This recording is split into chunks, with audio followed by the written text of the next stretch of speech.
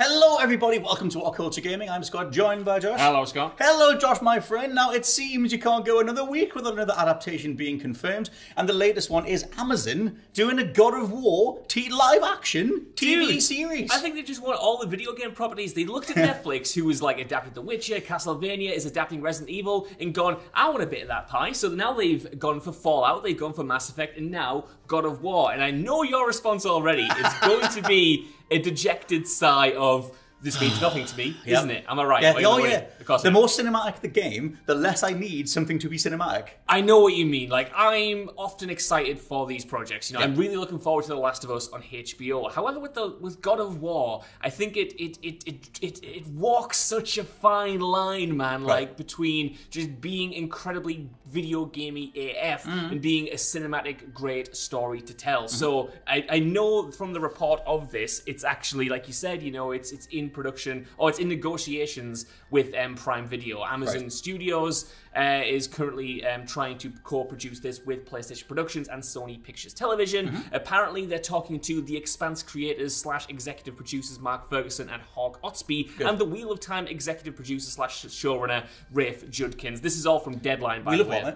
Wheel of, what did I say? No, you're totally right, but that show we'll watch. Exactly, yeah. Wheel of Thrones. That's the thing. I know you like The Expanse, and no one really watched Wheel of Time, even though it got really good reviews. Yes, I should stress that information there, and this report is from Deadline. They've broke it. But yeah, it seems like they really want to get a God of War adaptation off the ground, and it's interesting that it's going to be TV when the other, or at least a lot of the other productions that Sony has announced are in the movie realm. You know, we've got the Uncharted movie that's already out. That's done incredibly well. They've greenlit Ghost of Tsushima, they've greenlit Horizon, but it's interesting that they've chosen this for television.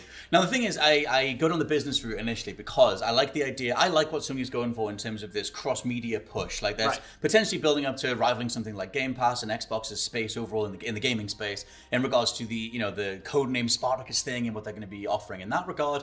But I like their overall branding thing they seem to be doing in regards to PlayStation Productions. You have PlayStation Studios in the gaming space, and then PlayStation Productions is all the movie and TV stuff. And if you've seen the Uncharted movie, you'll have seen their new PlayStation animation graphic that plays in front of it. And I quite like what they're doing in regards to almost doing what Nintendo never could, but Nintendo tried in the 80s with the Super Mario Brothers movie, which is to sort of do this cross-pollination approach. Always make sure you're always thinking of PlayStation, whether it's movies, TV, games, or anything in between. And I quite like that idea. And obviously the idea that the product in the middle of it have to be solid, but in regards to that overall push, I think that's why they've done this, because you get one of their flagship series onto an Amazon video service. Amazon Prime has a massive reach, and it's God of War. It's something that a lot of people will at least check out.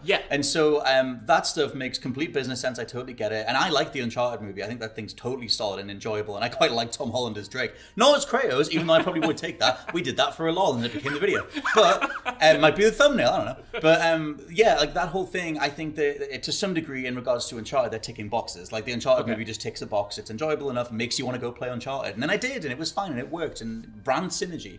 But in regards to God of War, I don't have a whole lot of faith in look at Lord of the Rings. If we talk about the way Amazon produced stuff, the new Lord of the Rings show, Rings of Power, looks horrible. Just horrible, synthetic, lifeless, soulless CG dreck. Like that thing. Put that in the back of the box. That'll sell it. That thing, compared to the amount of life and genuine passion that was instilled in the original run of Lord of the Rings, I know what you mean. They are night and day. And I know you had more of a negative reaction to the Halo, and that's Paramount Plus and Paramount overall, but the Halo TV series looks horrible, like pristine in a bad way, like polished and horrible and soulless and lifeless, and I don't want that. The thing is, everything you just said is true, right? You know, there've been a lot of crap streaming. I'm not saying a lot of the Rings is crap, by the way. They obviously can't say anything about that, Scott. I don't know. It's only a trailer so far. It looks terrible. There have been a lot of crap. There is a lot of crap on streaming services, but Amazon in particular have made some really good productions. Yes. You know, The Boys is obviously massive. I know you are a big fan of The Expanse. I do. The Boys is incredible. Love The Expanse. Yeah, totally. And you know, like The Boys, for instance, that was Sony Pictures Television. That was a co-production with Amazon, who was the exact same team, or the exact same production company behind this. So there is reason to be excited. It's going to be interesting to see who they cast, who they get, actually directing, writing. Maybe Mark Wahlberg, maybe Tom Holland, maybe Chris Pratt. Who knows? My big question though, apart from who's going to play Kratos. Well, we've got some casting. We certainly do. Is like presumably this is going to be God of War 2018, right? Like because they didn't specify this in the report. They just said they're adapting God of War. Obviously, God of War has been going on for decades now. You got the original trilogy, you got the spin-off games, and now you've got this modern take based on Norse mythology. It has to be that. That's like that's the one that's famed for its storytelling. That's the one that is considered one of the greatest games of all time, if not the greatest. That has to be the one. If you're making something for a new audience that is new to God of War, I think you do older, retired Kratos, and you make him this sort of semi-mysterious, retired god killer. And he talks about this past that he had. He's very regretful, and he's very sorrowful, and he's, he has the.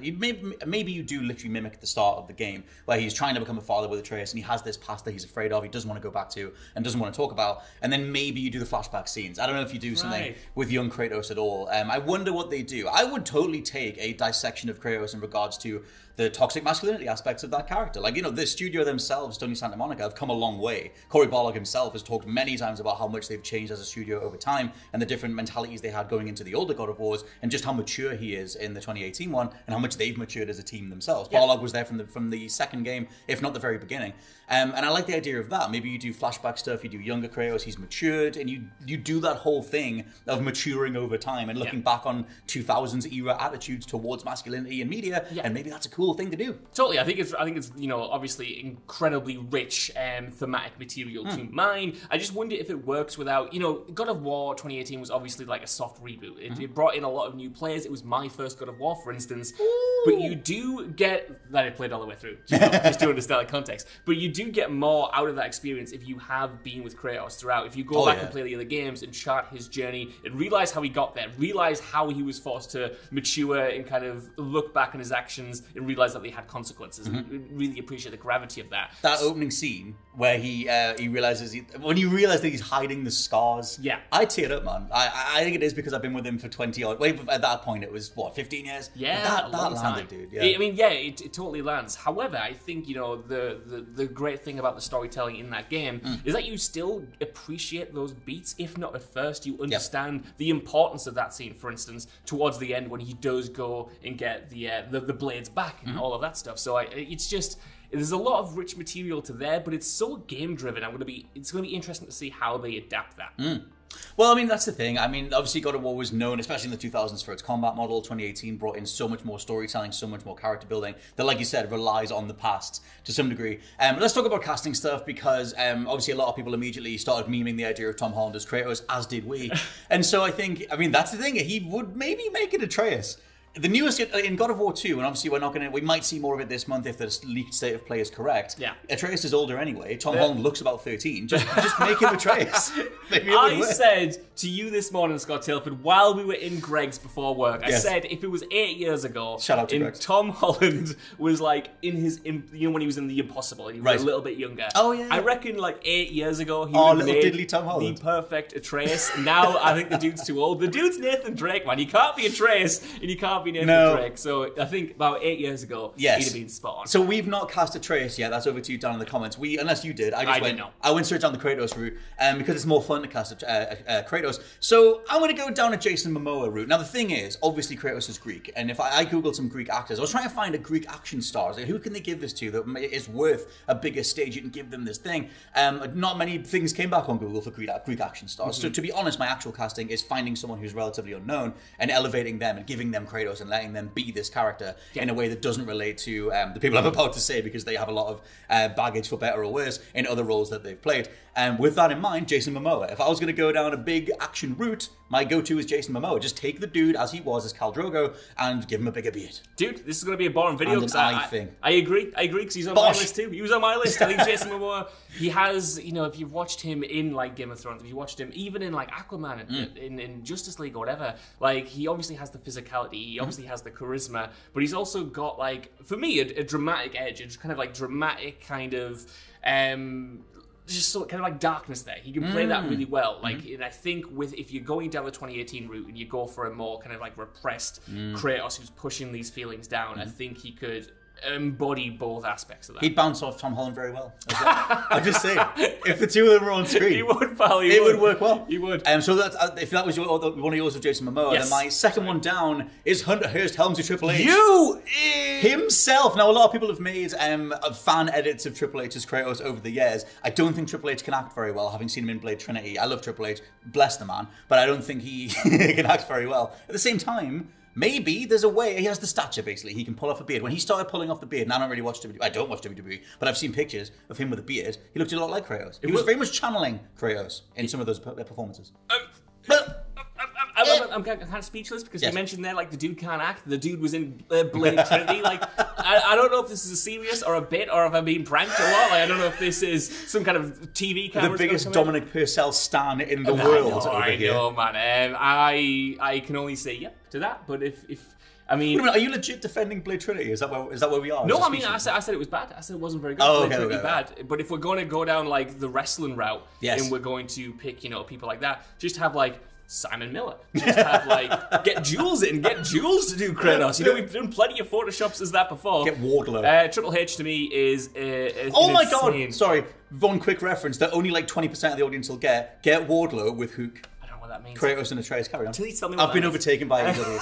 I can't. I watched Revolution. Can I it was get some good. of my picks now, please? Yes, please. Right, I want to go with Dave Bautista. We're keeping on the wrestler theme because Dave Bautista is just an unreal actor. I genuinely love him in everything I've seen. Right. The stuff he did in 5 minutes of Blade Runner, the Blade Runner sequel, was it 2049? Is that true? Yeah, that makes sense. I mean, I just like him in everything he's in, whether he's playing, in Guardians of the Galaxy, whether he's going dumb and that. Like, he has this extra dimension to him, and I feel like if we're going down the gruff dad route, Batista's getting a little old, he has that kind of agedness to him, but he could still kick your head in, which is very important when you're casting Kratos, and I feel like, I think he's got the physicality, and I think he can bring that sort of dadness to the role. The thing with Kratos and the thing that exemplifies the 2018 portrayal of the character is vulnerability. There's there needs to be a sadness in his eyes. There needs to be a thing that he's burying to get through the day, to get by, to be there for Atreus, that rounds that character out, and they need to have that. And like you said, Batista can do that.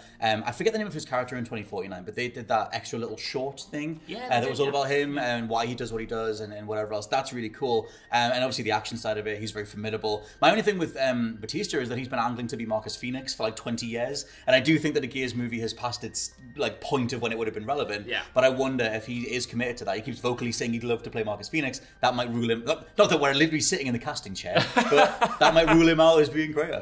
Well, this is the thing about that as well. Like you said, he's been trying to get the role of Marcus Phoenix for like a decade now, and they keep saying no because whoever's making that movie doesn't understand anything. Don't understand how good that would be. So I feel like he's got to throw the towel in on that at some point and just be like, if Kratos comes by, it's a big role, go for it. Maybe. I mean, my last one is Chris Hemsworth, and it's coming from Thor. Now, I did think it would be funny, it would be awesome if he played the actual God of War Thor, and the TV series or whatever it is, a finale ends with Thor's arrival, like God of War, the game did, but maybe that'd be too close to the game portrayal. However, I do think that, like I said, Hemsworth, obviously svelte stud man, but I think that you could still do a darker side to that person. I don't think he's played any dark roles that I've seen, but I feel like he could sort of be more, aggressive Thor-style character and become something more like Kratos. Plus, he has the stature, he has that immediate star quality thing that would help. Yeah, totally. I mean, I'm a big fan of Chris Hemsworth. I think that would be really good, especially when you bring in one of the biggest stars in the world right now. You bring in an MCU Tom star. I mean, you could have the Tom Holland crossover. You could get Chris Hemsworth. You could get Tom Holland. Have the MCU reunion.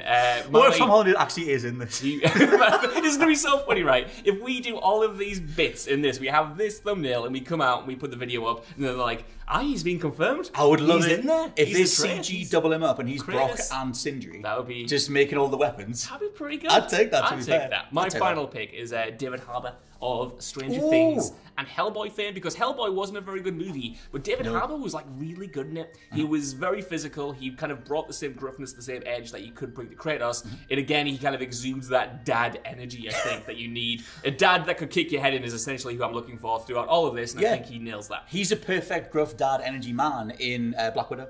and it's like you could just take that and transplant it across. There's like you said, David Harbour, hell of a stature. One of the best things about Stranger Things overall.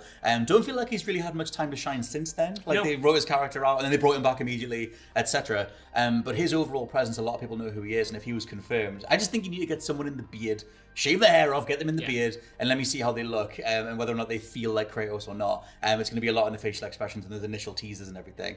But yes, let us know what you think down in the comments below. Who should play Kratos and who should play Atreus in the Amazon God of War live-action adaptation? For now, I've been Scott from WhatCulture.com. I've been Josh from WhatCulture.com. And we'll catch you next time. Bye-bye. Bye-bye.